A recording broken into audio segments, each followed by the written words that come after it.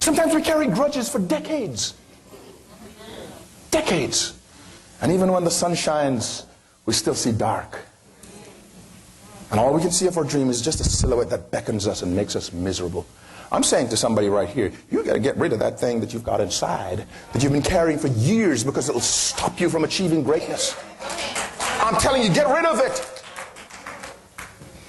And somebody says to me, yeah, you know, I've had a lot of wrong things done to me in my life. How do I just get rid of it? Because it is involuntary. I want to do something great. I want to be creative, and I've got this lump in my throat. I'm going to church and I see this man who owes me money and maligned my name, and it just puts a lump in my stomach. It's involuntary. How do I do this? And I'll say to you, it's not as involuntary as you might think. There is a space between stimulus and response. And in that space, you decide how you'll respond, if you'll respond, and when. It is so simple to get rid of the lump in your throat. Something your daughter said to you that broke your heart 10 years ago. Something your father said to you when you were a little boy. And he was a significant other, and the significant lump is still in your throat. You know how simple it is? It is as simple as making a decision, something the birds don't even do. It's instinct. Let me give you something of application here, because I don't want to talk concepts. Think about something that really hurts right now when you go back in time. I don't even want you to put your hands up. I don't want you to tell me what it is. I want you to see it. Think about something somebody said to you some time ago that really hurts. You don't even want to go there because you're trying to be positive in this room. Somebody stole something from you that was very precious. Somebody broke your confidence, and it was a significant somebody.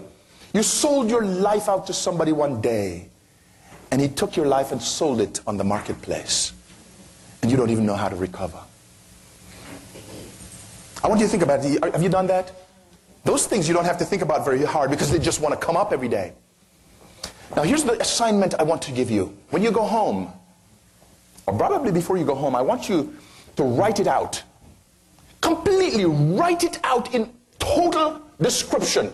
Every emotion you feel as you think about that husband who ran away and took the secretary with him. Or you think about that child who violated your wishes and married the wrong guy, whose pants come down to here and who smokes things that are not sold in stores. And all the violation of expectations that cause you to feel incapacitated and overwhelmed and immobilized in terms of the creativity of your life. I want you to think of that incident and write. This is what it is. This is what happened. Here's when it happened. Here's her name. Here's his name. Here's how much money it was. Write and write and write and write until you slow down. That's the first step. The next step is I want you to find a large body of water. Ideally a moving body of water like the ocean.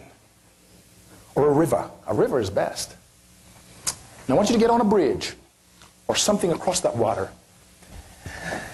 And hold this paper and read it. All 10 pages that you just wrote. When you're writing it, don't hold back on your emotions. Just write it. I want you to read this thing from start to finish. And then I want you to say, call the name of the person. Maria, I release you. I forgive you. I release you. And I wish you all the good fortune and blessing in the world. That's the second step. And the third step is I want you to take your nice fingernails and systematically begin to tear this paper in the smallest parts you can make. And if it takes you an hour, tear it so fine that if anybody found all pieces, he couldn't put it back together. And just release it. And just say, I release you. I release you. I release you.